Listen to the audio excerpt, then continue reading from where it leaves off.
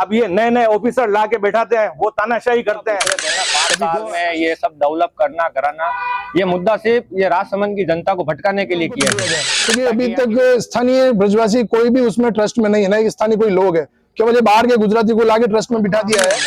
और ये कोई डेयरी फार्म तो है नहीं जहाँ अमेरिका जैसी गायें, होलिस्टन गायें या पैदा करना चाहते हैं। लेकिन गौ माता से हम ब्रजवासियों का, नगर वासियों का भाव जुड़ा हुआ है। उनको तड़पते हुए हम नहीं देख सकते, वो देख सकता है।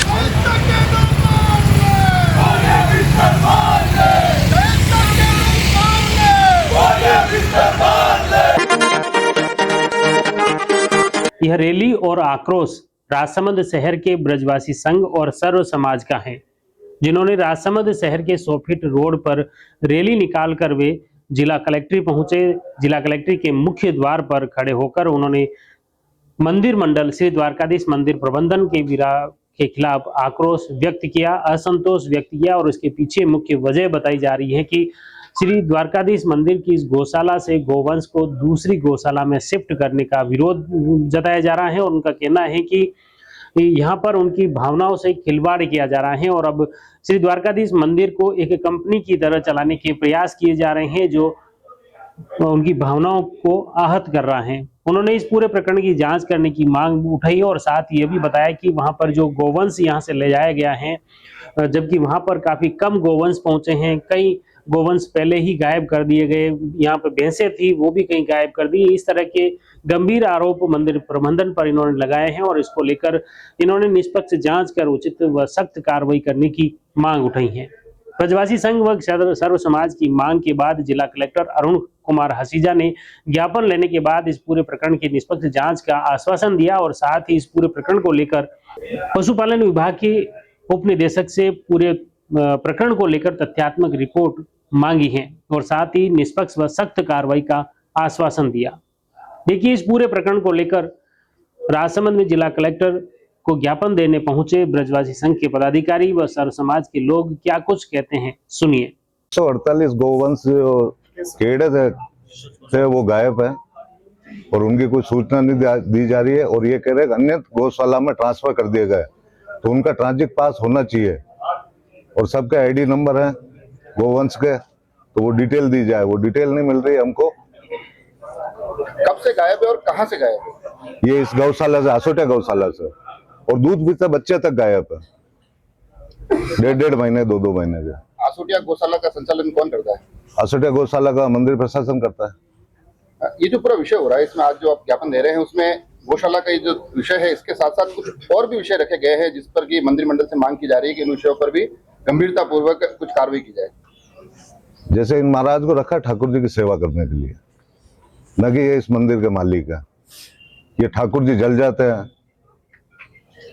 उनकी देख रेख करने के लिए रखे गए हैं, तो क्या ये इनकी जिम्मेदारी नहीं है? इनसे पूछे नहीं? ये पूछना भी जरूरी और इनको जवाब देना पड़ेगा। एक बैनर हम देख पा रहे हैं, उस पर लिखा हुआ है गुजराती ट्रस्टी को भगाओ। ये इशारा किस तरफ है? ये वो जय शाह की तरफ है। नारों में भी उनके खिलाफ नाराजगी दिख रही थी, ऐसा क्या हुआ कि जिससे इतना नाराज आप सब लोग? वो क्या है कि इस मंदिर को ये कंपनी की तरह चलाना चाहता है और न उसका कोई हिसाब किताब है न कुछ है। ये क्या कि ये मुद्दा बड़ा है गोवंश का। अब 148 गोवंश कहाँ गए ये बताएं और ये जवाब चाहिए हमको। पूरी बात बताता हूँ। औरंगजेब का जब अपने हिंदुस्तान में शासन था ना, जब वो हिंदू मंदिरों को तोड़ रहा था, तो उस वक्त हम ब्रज से ब्रजवासी और महाराज सब ठाकुर जी का स्वरूप लेके मेवाड़ पधारे थे। मेवाड़ के जो तत्कालीन महाराणा थे, उन्होंने ब्रह्म संबंध ले रखा था, गुरु मान रखा था ठाकुर जी को। तो उन्होंने कहा था कभी भी कोई बात हो जाए तो आप मेवाड़ पधारना। उस हिसाब से हम लोग आए, ब्रजवासी और सब। तो मेवाड़ के जो राजा थे उन्होंने हमको पूरा ये सेटअप दिया। आज जितनी भी संपत्ति है ना, ये सब मेवाड़ की राजा की दी हुई है, अपने ठाकुर जी को और हम ब्रजवासियों को दी हुई है। अब इसमें महाराज क्या खुद मालिक बन गए और हम सभी ब्रजवासियों को निकाल दिया। हमारे जो ताम्रपत्र थे वो छीन लिए। अब ये नए नए ऑफिसर ला के बैठाते हैं, वो तानाशाही करते हैं।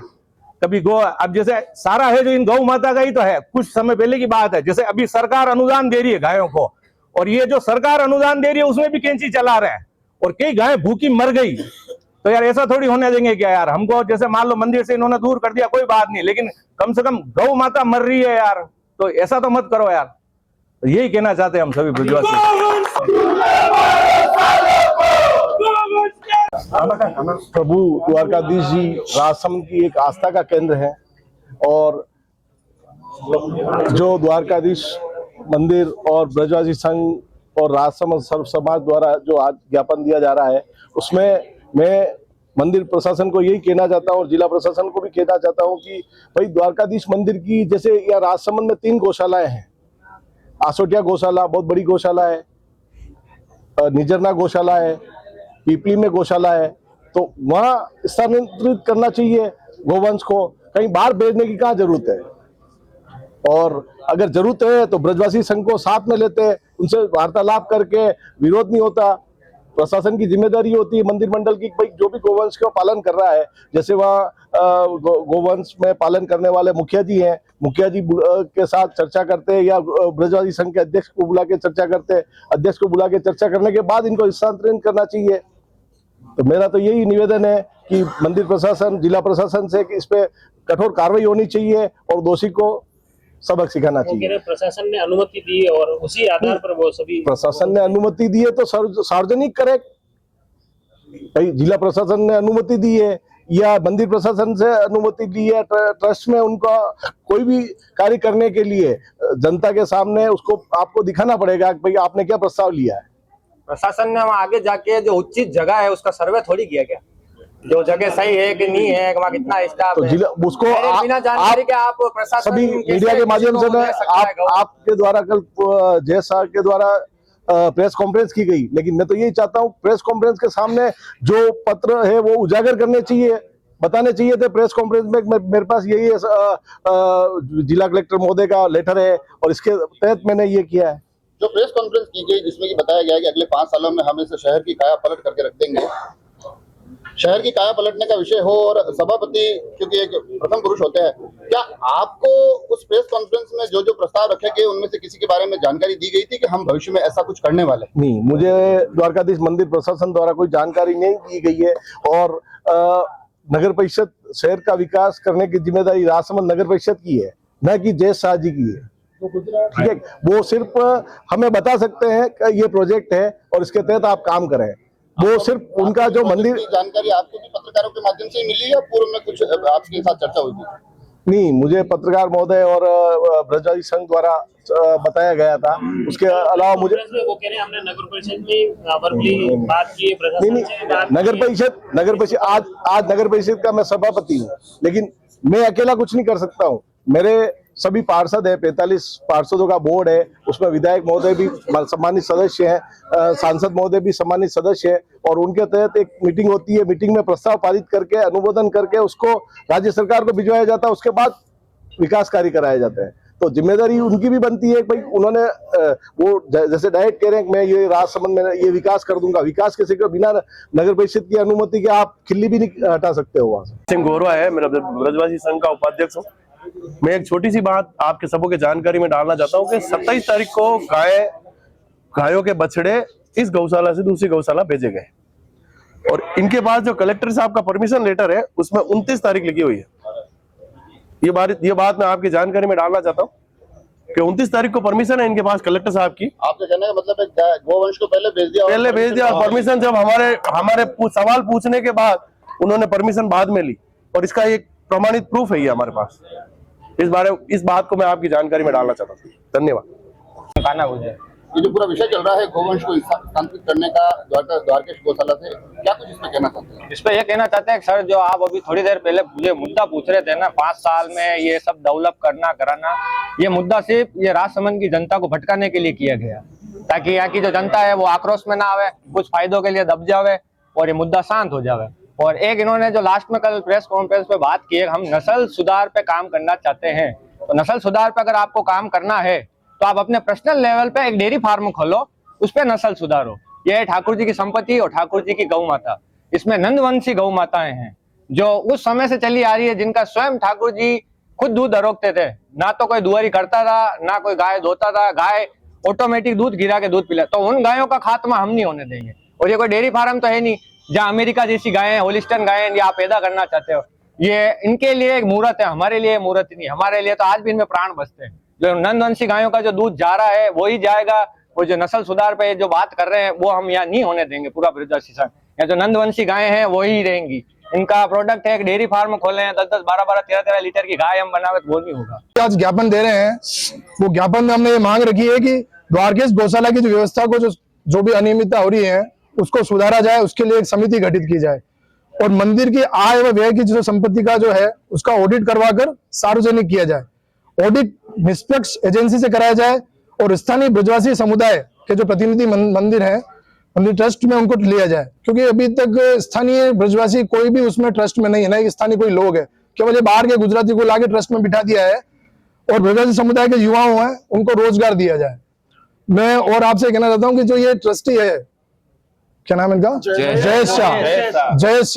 जयेश शाह, जो ये गौ माता के साथ कल उन्होंने प्रेस कॉन्फ्रेंस की, शायद आप लोगों को बुला के, हमने जो गौ माता के लिए 6 दिन से हम सब ग्वाल बाल सब ब्रजवासी सब सर्व समाज के लोग उनके चक्कर काट रहे हैं और उसने वो डेवलपमेंट के नाम पर उस मुद्दे को भटका के लोगों को भ्रमित करना चाह रहा है। वो डेवलपमेंट ठाकुर जी की कृपा से द्वारकाधीश मंदिर में बहुत आय की व्यवस्था है, सब कुछ सही है, लेकिन गौ माता से हम ब्रजवासियों का, नगर वासियों का भाव जुड़ा हुआ है।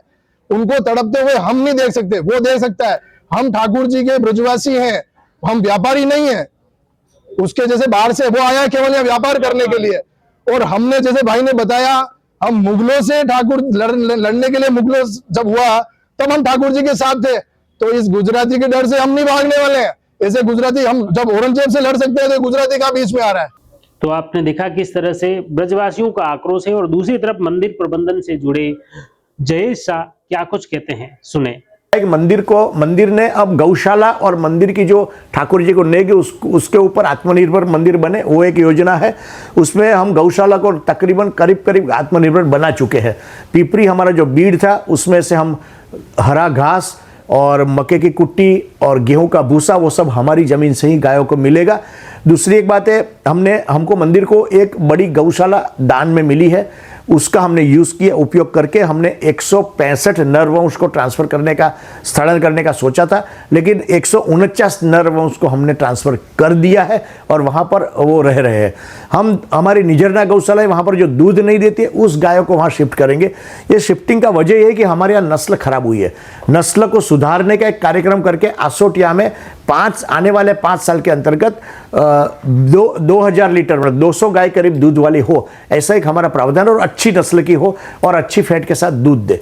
यही योजना के साथ हम आगे बढ़ेंगे। आपने पक्ष व विपक्ष दोनों आपने सुना किस तरह से गोवंश को शिफ्ट करने का मुद्दा उठाया जा रहा है और इस पूरे प्रकरण को लेकर मंदिर प्रबंधन ने भी अपना पक्ष रखा है, तो दूसरी तरफ ब्रजवासी संघ द्वारा भी अपनी बात रखी गई है। फिलहाल इस पूरे प्रकरण को लेकर प्रशासन ने जांच की बात कही है। अब आगे इस पूरे जांच में क्या कुछ तथ्य सामने आते हैं, हमारा प्रयास रहेगा इस घटनाक्रम से जुड़ी हर अपडेट आप तक पहुंचे। आप जुड़ी रही जबरदस्त न्यूज के साथ।